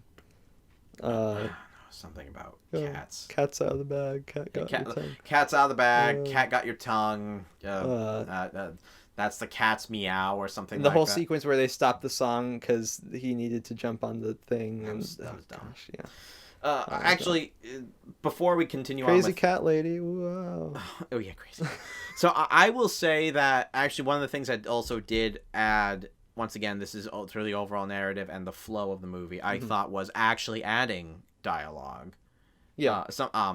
Because something that I thought was poorly missing from the actual stage musical was the fact that there was literally no talking. Right. It was all singing. And I think it probably could have helped in some regard, like maybe with pacing of the play if there was actual talking. And it's interesting because Tom Hooper's Les Mis literally has no dialogue. It's even the dialogue parts are sung. So interesting. It's interesting that he made the choice to take a show that had no dialogue, and he added dialogue. Yeah, add new stuff. Well, Tom Hooper, I think he did as far as like the actual like directing of the camera and like exploring these, I think he did an amazing job. I think this is a very well directed adaptation. Yeah, I will agree. That's not to say about the performances or like any of the writing per se that they added, but yeah, I think that this looks not the CGI, because that wasn't like, that's not his. Tom Hooper wasn't in charge of that. No, but actually, apparently it was Tom Hooper who actually requested to recall the movie and fix the CGI because he was that's the other thing. So I heard about this today. Apparently there is another version of this movie with slightly better CGI. Right. We're not sure what version we watched. I'm hoping that it is not the newest version, because I would love to see it just like 10% better and like those wonky parts straightened out. Yeah. So if there is a Blu-ray version of this that's better, I will definitely get it. That's fair. Yeah. Yeah, that's the thing. I really do hope that it was the worst version, but who knows? I think the last person to talk about, because we didn't actually talk about her, was the Jemima. Who? No. You don't remember Jemima? No, I don't remember Jemima. Jemima Puddle Duck? That's fine, because she wasn't... Okay, good. They didn't make her interesting at all. Good. Now, I was talking about Grisabella. Grisabella. Okay. I think we about her? No, we didn't talk about her. We Okay. should talk about her. Okay. You said that... you said that you liked the character. I liked Elaine Page's performance better. Oh, you do like her performance I do like better. it better. Okay, Yes. all right. I thought you told me that you liked her performance better in this one. No, I just said that I thought that Deuteronomy being female now added a layer of depth to that exchange. Oh, okay. All right. That's fair. All right. Yeah. Yeah. I think Griselda, correct? Grisabella. Whatever. I'm sorry, I'm getting all these names wrong. But Grisabella, definitely agreeing with Hank. I think the performance was far superior in the stage play compared to this for a multitude of reasons. And one of them, it goes back to Victoria? Yes. Yeah, to Victoria's character. I think that with Grisabella in the play, it added more that she was pushing herself to become a better cat, and that like she pushed herself to the point of being called the next Jellicle cat. In this one, it seemed like she kept being basically pushed and prodded by Victoria in many scenes in this one, which I think took away from the power of her conversion to a degree. Interesting. I actually do kind of like the backstory where Grisabella supposedly used to help McCavity. I think that has been canon for a while. Oh, it was? Before this movie. Oh, okay. Yeah. All right. I do like that idea that she did used to help McCavity. So I don't think that took away. I think that only added. But I do literally think that her performance was heavily undermined. Yeah, it was heavily undermined. And like when Grisabella went to the heavenly side with in the stage play. I know I keep calling it wrong. What's it called again? Heavy side layer. Heavy side layer? Yeah, layer. Wow, heavenly side sounds so much better. Let me hear. It actually means something. Okay. Go ahead. Okay, so with her going to the heavy side layer in the actual play, I felt something for her going. Like, I felt like, yeah, you go. Like, you earned that spot, you know? This, I literally think that Deuteronomy just looked like, okay, I feel bad for you, so I guess I'll let you go. You know, that kind of thing. So I feel like her character, it wasn't as she didn't have enough agency. Exactly. Okay. Yeah. Yeah, I think that's fair. So here, the fact checking. The heaviside layer is an actual thing. The heaviside layer, sometimes called the Kennelly heaviside layer, named after Arthur E. Kennelly and Oliver Heaviside, is a layer of ionized gas occurring between roughly 90 and 150 kilometers above the ground. So it's like literally a layer of the atmosphere. So I think the idea is that, like, if a cat was looking up at the sky and saw like the layer of clouds, it would think that is heaven. Interesting. So it's actually a metaphor. That is actually kind of cool. Not gonna lie. I mean, not gonna lie. And it kind of sounds like heaven. So it does sound like heaven. Like that's why I keep calling it heavenly side. A pun and a metaphor. Yeah, it's a pun and a metaphor. I'm not gonna lie. When I like the idea of her just going up the stairs, like in the play, because when I saw her go up in the balloon, I was just waiting for a plane to crash right into that balloon. I can't believe she went up in a balloon. In a hot air balloon. Oh, my goodness. Oh my gosh! And McCavity jumps up and hangs on to the string, and then I was so afraid that they were just gonna show him die. He was just gonna fall. Like I was hoping he did. I'm just like, I wanted a character to die in this. Okay. It was so stupid. Like they played it for laughs. Like they took this like terrifying iconic character, right? And they made him like a like a weird like a buffoonish villain. Well, now you know how Star Wars fans feel about Luke Skywalker in The Last Jedi. So, gosh, don't even start. Wow. Okay, I guess the there's one more last thing I want to talk about before actually getting into something that I want to ask you. Okay. Actually, so I think the last thing I want to talk about that I actually liked a tad bit more in this compared to the stage play. Well, Okay. actually, there's positives and negatives. Was Gus. Gus. I really liked Ian McKellen as Gus. Me too. Like, yeah. out of all the performances, I think he was my favorite. Yeah. Yeah. He was incredible. Yeah, he really did it. He made it incredibly sympathetic. He really played into like the old cat character. I think the only thing that was missing was like the whole shaky hand thing. But that wasn't needed. But John Mills was the original one, right? Right. Yeah. But he really added to like this sympathetic to the sympathy of the character, and I really like that. I think the only thing that was missing, I guess you can go back and forth on this, was I really liked like the dark character that was like floating around whenever he was talking about it. Let me figure out what exactly that guy's name is. Yeah. But like, and there were many times when Mistopheles, actually, I just realized that's another character we should probably talk about.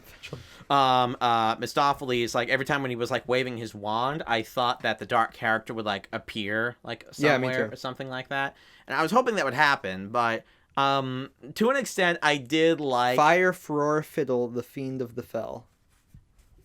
Well, can you remember that one? No, I'll call it what, Firefell? The Fiend of the Fell. That sounds like a Lord of the Rings thing. It does, actually. It sounds very Lord of the Ringsy. I'll just call it Firefell. Okay. Just because it's way too much of a mouthful. The Fiend. The Fiend. Okay, we'll call it the Fiend. That's a little bit better. Yeah, I thought that the Fiend would show up, and I was really hoping it would, but it didn't. But at the same time, they could have done it now because they have the CGI. Yeah, they literally have the CGI to do really it. Cool they could have made some like really cool demon cat. Oh, I just realized another performance that was missing. Which we can get into that later. Okay. But the Rumpus Cat. Yes, just that I WTF to see moment. The peaks and the follicles. My goodness. I wanted to see the Rumpus Cat. Ah. My goodness. Okay. Anyway. Well, that's why it's 10 minutes shorter. Yeah. Exactly. Yeah. I mean, we could have done away with the whole sequence because honestly, we could have cut everything on the boat. Yes. Give us the Rumpus Cat. Yeah, the Rumpus Cat. Okay, can we talk about one sequence that I thought was absolutely improved upon? Sure. Go was ahead. Skimbleshanks. And I'm mad because that was the point that you stepped out because you had to pee. I was so mad because I actually really like Skimbleshanks. You saw the beginning of it at least. I saw the beginning, and I thought like the whole tap dance thing was actually so a little bit cool. They made him a tap dancer, and they worked that into like the rhythm of the train. Mm-hmm. And so there's like they get halfway through the song, and then it stops and everything's quiet, and then he starts doing like the whatever those are called. I used to tap dance. Okay. But he starts doing it, and it's like the rhythm of the chun chun chun chun of the train, and then it speeds up and up. And I mean, I'm sure the actor, his name, I should mention it, give him credit. It's Stephen McRae. I'm sure he's an amazing tap dancer, but like he did an amazing job. And then what you missed, I'm pretty sure, is it goes from that, and then the scene goes straight out of the room that they perform in, and they're on the railroad track then. And there's this amazing shot where it's going out across the track, and they're all lined up on a rail with Skimbleshanks at the front into like this deep blue sky, and there's like a wide shot where you see them with like Big Ben in the background and across. It's so beautiful. I'm so mad I missed that. I would, as soon as like someone leaks it on YouTube, you should look it up. Okay. But it looks great. It sounds great, and I think they really used that sequence well.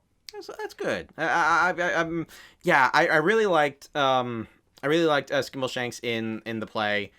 Just from he's like young hot Skimbleshanks now. He's like seriously. He's younger, and he has like he's wearing just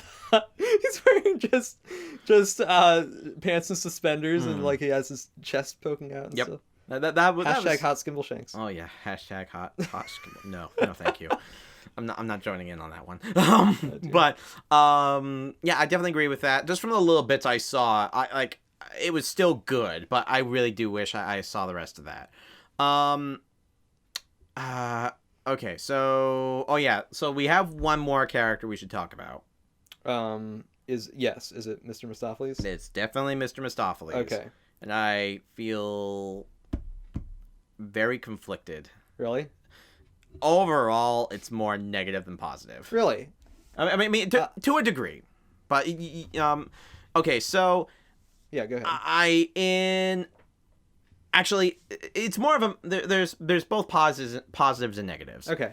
So maybe not more negative, but he definitely had far more of a presence in this movie than he did in the play. I mean, he actually felt like more of a main character. Yeah. And the fact that he had a definitely relationship thing going on with Victoria, I think that did add a little bit more to his character. As well, obviously Victoria, because she didn't have any character. But so overall, I think when it came to that aspect, I think it worked. My only problem, I don't know. Maybe you'll have a different opinion on this. I really like the fact that he seemed like a almost like a cocky, powerful magician kind of character in the play, and compared to this, he was like, oh, I'm just this little shy cat who can kind of do magic or whatever. And then and he desperately keeps trying to bring back Deuteronomy, but like nothing ever works. Well, yeah, McCavity was sort of the magician in this one. Yeah. And which once again doesn't work. Yeah. And I would agree with that. And the idea was that I'll say this, most of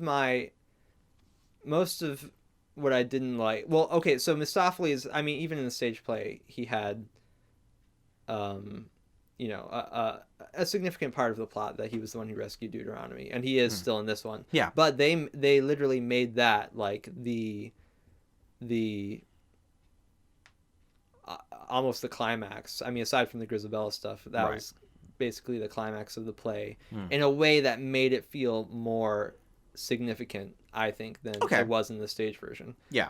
I thought that was cool, but I would say that most of my negative feelings about it are just stemming off of how much I didn't like what they did with McCavity and Growl Tiger. Yeah, I'll agree with that. If they handled that better, I think I would have liked it better. Yeah.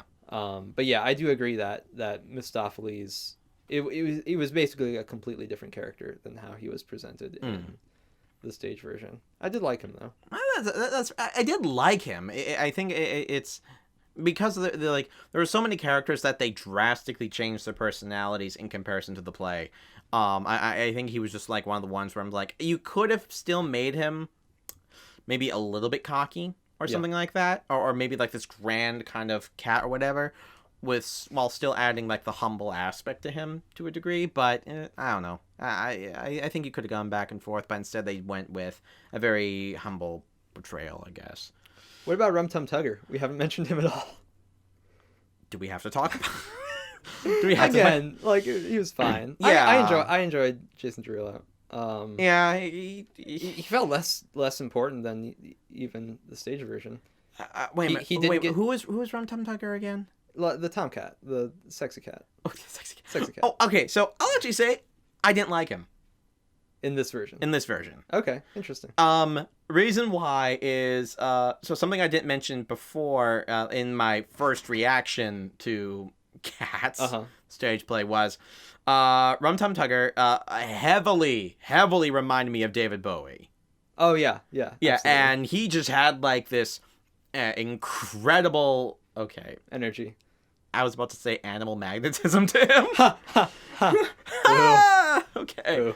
A boo. I'm sorry, but but he literally reminded me of David Bowie on so many regards with his energy, with his sexuality in so many regards. Yeah, absolutely. And in this, I felt like he was just so underplayed.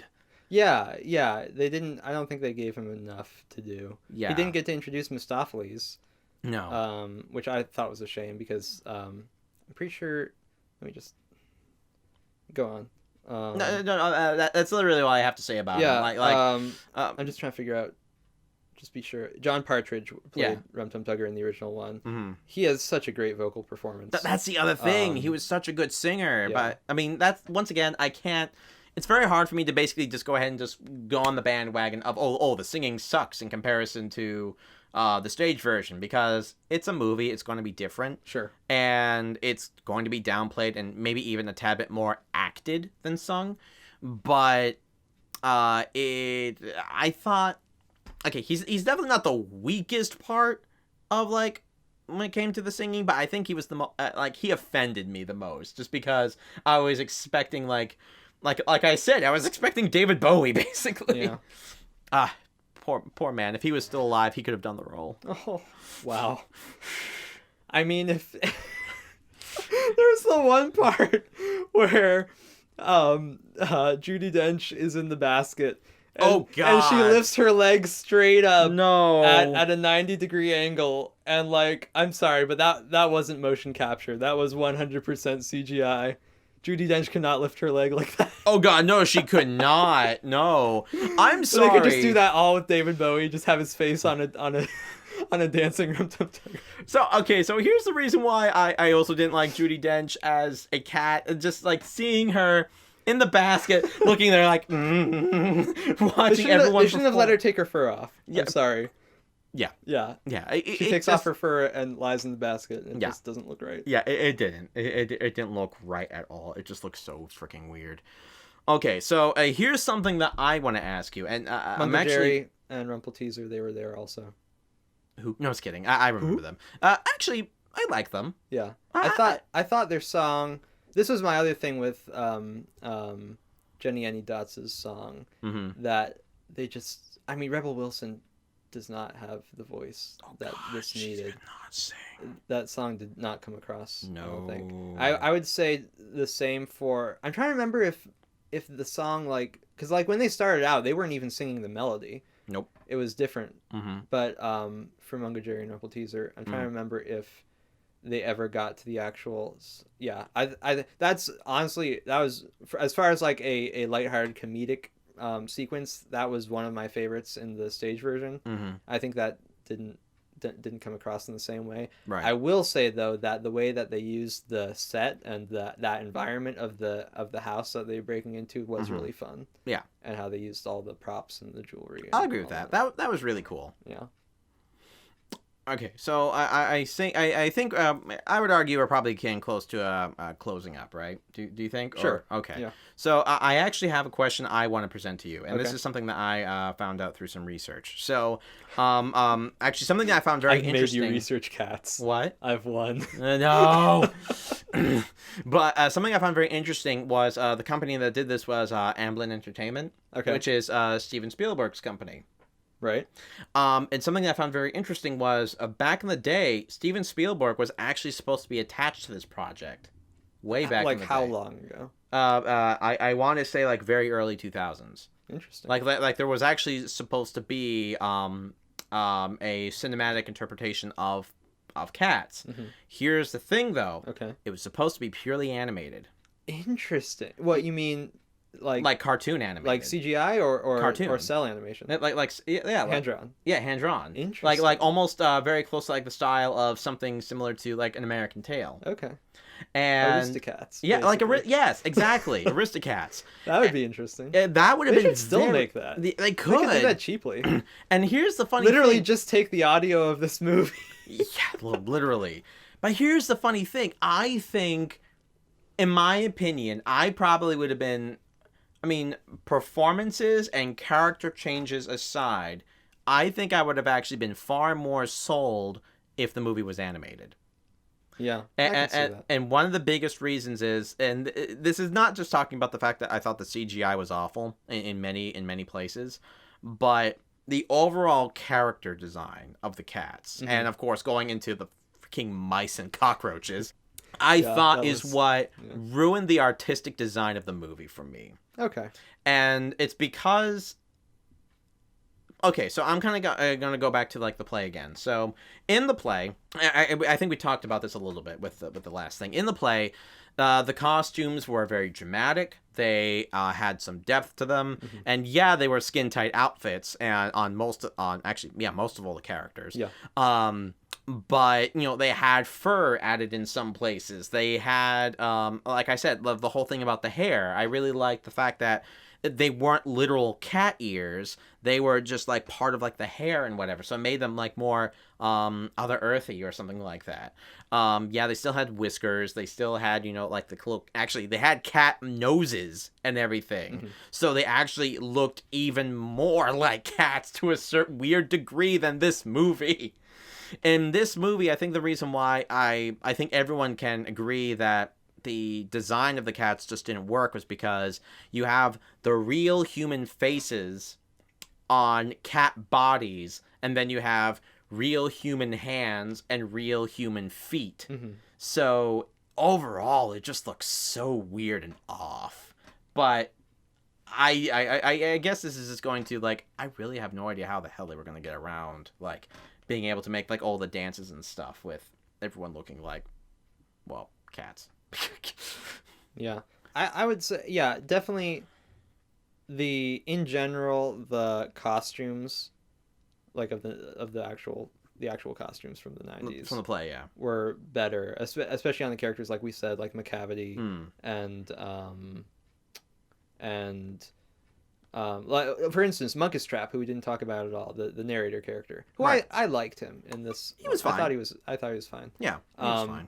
But like his face just wasn't. It doesn't have enough hair. Nope. And like I you know, that black and white mask from the stage version is iconic to me, and so not having that, I think the one character that they did well in that regard was Judi Dench. I think that I'll agree. Her I mean, it actually looked like you could see, and some people might call this bad CGI, but you could see like where like her face ended and the cat fur started, but that actually looked like one of the masks that would be in the stage show. Right. So I think that like her whole silhouette, her coming out of the fog too. I thought that shot was great. That was a really good shot. So yeah, if all the cats' heads looked like that, like they actually had a little mane. Yeah. I think that would have helped a lot for me. Well, the same goes for Gus, really. Sure. Yeah. Yeah. McCavity needed more. Yeah. So much more. I think that's our biggest like disappointment was McCavity at this point. Unfortunately. I will say though that like in things like their ears and their tails, because that they were CGI and they could actually make them do whatever they wanted, that did add a lot to the physicality. Yeah. That you know they obviously couldn't do on stage. Right. So if they could take the technology of this version and combine it with the character design, like just the design, right, of, I mean, honestly, they could just put the actors in the costumes from the stage version and then just enhance it with CGI, like they do with. I think that would have worked perfectly. Like they do with, like, you know, Del Toro movies, like Shape of Water or whatever. Where they just like enhance little things like the eyes and the ears or whatever. I 100% agree. If they just kept the original designs of the cat characters from the stage show and just added in a little bit of CGI just to enhance certain aspects, of course, you know, have the tails move and stuff like that, I think overall it would have worked perfectly. And they could have even kept it on like that, you know, the basically completely CGI sets and backgrounds, because I think that those worked fairly well. I thought they were fine. It reminded me, I don't know what it reminded you of, but it reminded me of sort of, I mean, it was sort of film noir, but also reminded me a lot of Moulin Rouge and Blade Runner almost. And like even like Sweeney Todd a little bit. Okay. I don't know about Sweeney Todd. In the London. But... I mean, it was like the setting of Sweeney Todd through the lens of Blade Runner. If you can imagine that. That hurts my head like so much. I'll agree. I'll agree with if it was like Sweeney Todd mixed with Moulin Rouge, just because Moulin Rouge is. I mean, yes, Blade Runner is an incredibly colorful movie at times, but it's also a very gritty movie. Yeah. Very similar to Sweeney Todd, which is also a very gritty movie. Moulin Rouge is far more bombastic and colorful and stuff like that. So I would say if it was Sweeney Todd mixed with Moulin Rouge, I would definitely agree with that. Okay. We're not including Blade Runner in this. Blade Runner is it's its own thing. But are they cats or are they replicants, Ned? We're not going down that rabbit hole. Okay, so I guess final thoughts? Sure. I'm trying to think if there's anything else I wanted to touch on. I think we got most of it. Nightmare fuel. Really? No, okay. I don't know. Okay. Through this whole thing, I'm trying to figure out how maybe much. Not Nightmare Fuel. How much, because I grew up with this. Okay. And like, of course, I grew up with the music and just like the concept of it. That's why probably it's not striking me as crazy. Fair. But yeah. Yeah. No, but, I mean, I literally saw both today. In the same day for the first time. Yeah, and both in the same day. I will say, after watching this, I got more appreciation for the stage play. Sure. In many regards. But I will say that, there are elements where I think that this is stronger than the stage play, but overall, the stage play is definitely far superior compared to this one. In many regards. Yeah, I think that's fair. Yeah. Right, so, what's your Cats rating now, gosh, Hank? Out of Cats? Yes. Because the original one you gave what an it 8. reminds me a lot of is the live action Beauty and the Beast, in the sense that I went into it and I enjoyed myself all the way through it, and there are even some sequences that I feel like it improved upon. Okay. But just as a whole, it kind of lacked the magic of the. It felt a little hollow. Yeah. Yeah. I'll agree. Okay. I definitely understand that analogy. Okay. I'll give it. I swear to God, if you give it 7.5, I'll give it 7.75. Shut the hell up.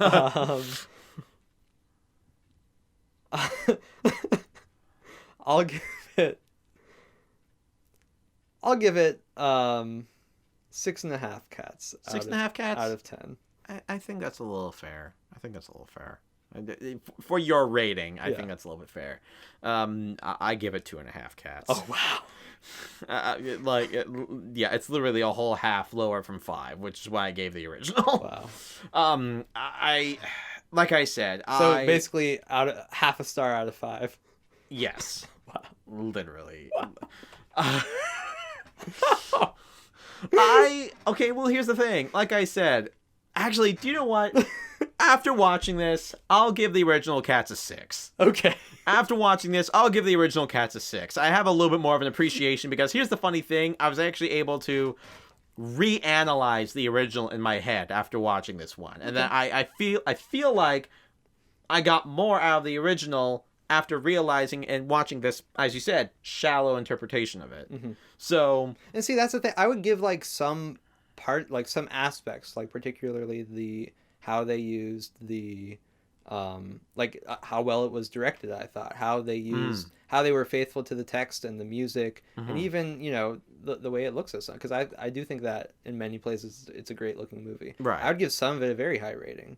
But as far as like we said, all the McCavity stuff and just like some of the writing and the comedy that they tried to add that was just really tasteless and tone deaf. Yeah, I'd give it a low rating. So I guess averages out somewhere in the middle. You see, there you go. Yeah. See, it all works out in the end. And I guess the lesson we can get out of this is deep down we are all cats. Deep down we're all cats. No. You are the jellicle choice, Ned. No.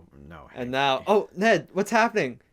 Oh, Ned, you're going up to the sky. Oh no, Ned. No. Oh, here, Ned, I'll hang on to the ribbon at the end. No, Ned. No, Ned. No, Meg. Oh. No. Oh. Well, there he went. He went up into the sky, and I guess. No, he's here. It's fine. Oh no. Oh no, what's happening? Oh no, he's coming back down. He has a mask. He's carrying a machete. All right. All right. I'll just say this. Thank you for having me, Hank. Oh, absolutely. Thank you for coming on. This was a great episode, a great journey, a great end to as we're filming this. This is night of New Year's Eve, so it was a great wrap up to the year. I mean, it was an experience, it's an experience I wouldn't want to live without you. Oh, well, thanks, Ned. Oh, you're welcome.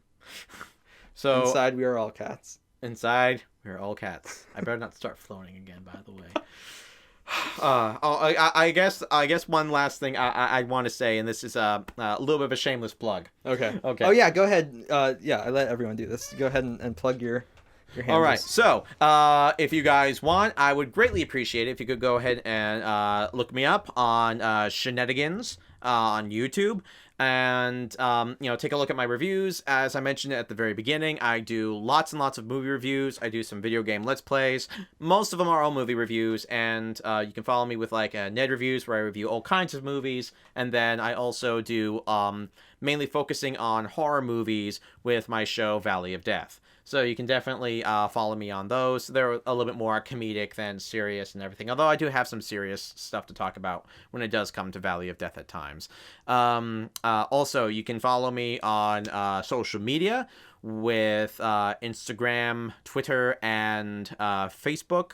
Facebook is a little bit weird. It's still called Parables of the Film Industry. That was my old show. But an old channel name, but Facebook won't let me change it. So you can follow me on Facebook at Parables of the Film Industry, and at Twitter and Instagram it is sheNEDigans. One of the other things that you can look up is our website, which is sheNEDiganreviews.com. And also, if you guys want, you can also take a look at my Patreon, which is also on there. And yeah, that's basically it. Yeah, you should absolutely check that out. Yeah, and one last thing. So we are going to do another. Keep your eye out. Yeah, keep your eye out, because there will be a review, my own personal review of Cats, on sheNEDigans as well with Hank. And with this one, I think we're going to remain solely focused on just the movie itself without doing too many comparisons to the actual stage play. Right. Cool. Yep. Well, yeah. Thanks so much for being on, Ned. I'm at Hank Meldrum on Instagram and Twitter and YouTube. If you haven't seen it yet, my film Under the Flower has just been made public, so you can go ahead and watch that. Do it. Do it. Yeah. All right. Thanks so much for watching this very long, or listening to rather, this very long podcast. Thanks for being on this journey with us. Yeah. Signing off. Yeah. Bye. God bless, guys, and have a happy new year. Bye.